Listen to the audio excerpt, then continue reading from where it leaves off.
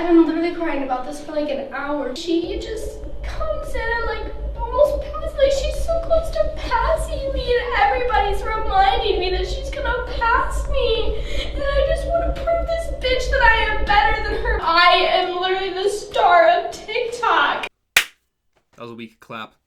So, there's this argument that people used to make back in like 2015 when they often had low IQs against gun ownership. The argument was basically that when the Founding Fathers wrote the Second Amendment, they were only talking about muskets because allegedly those were the only guns that we had at the time, which is not true. But basically the argument was that the Constitution is not a living document, that it is outdated, therefore modern weapons should not be considered protected by the Second Amendment.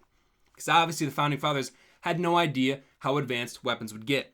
Now back in the day, when some slack-jaw soy boy made this argument in his BuzzFeed article, you could of course just say, well, this digital publication that you're using, it's not protected by the First Amendment. Because when the Founding Fathers wrote the First Amendment, they were really only talking about the printing press and standing on top of a barrel in your town square. Now, obviously, the argument is pretty stupid, right? But the argument, no, it's not stupid. It's been vindicated by no other than TikTok. Now, the Constitution, it is a living document. The Founding Fathers know that there'd be technological advances that would go along with acting out your First and Second Amendment rights. I imagine so. They probably knew that guns would get more advanced. Did they know that one day, maybe we'd stop writing with feathers? Who knows? Who cares? But the point is, there's no way in hell the founders could have anticipated TikTok.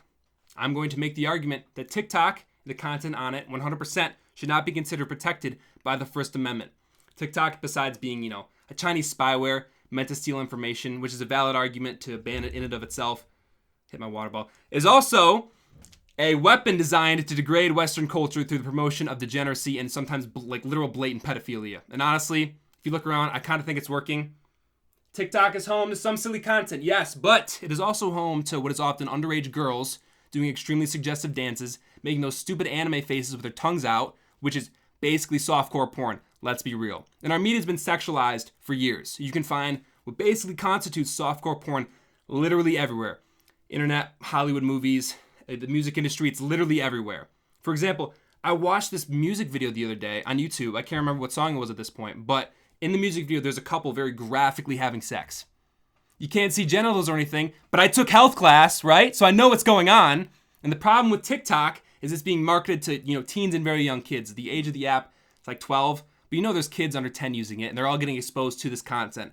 That is a very serious problem, okay?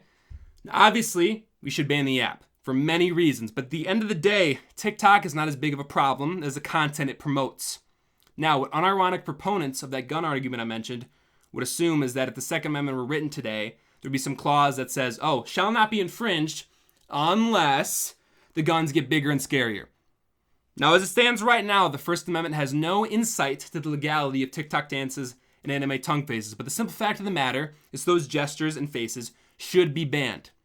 Imagine explaining Egirls to the Founding Fathers, who probably seen their wife's ankles maybe once or twice after being married for like 10 years. I think they would agree with me when I say TikTok dances should not be considered protected by the First Amendment. Women sticking their tongue out on camera are committing an act of violence, okay? Let me spell that out for you. Not protected by the First Amendment. If you make that face, you should be put in jail. Maybe not jail. We'll figure it out. We'll figure out the details later. I would say for right now, just assume jail. But these people are not acting in good faith, and they need to be held accountable for their actions. What I'm suggesting is a movement to classify cringe content and to classify those who post it as domestic terrorists.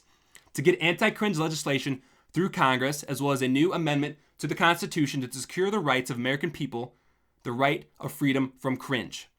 Now, at the same time, we must protect the rights of epic shitposters to make good content. So I'm also working on a little something I'm going to be calling probably the irony license. Because when you think about it, if you see some 8-year-old in the middle of a mall absolutely crushing a Fortnite dance, that's epic.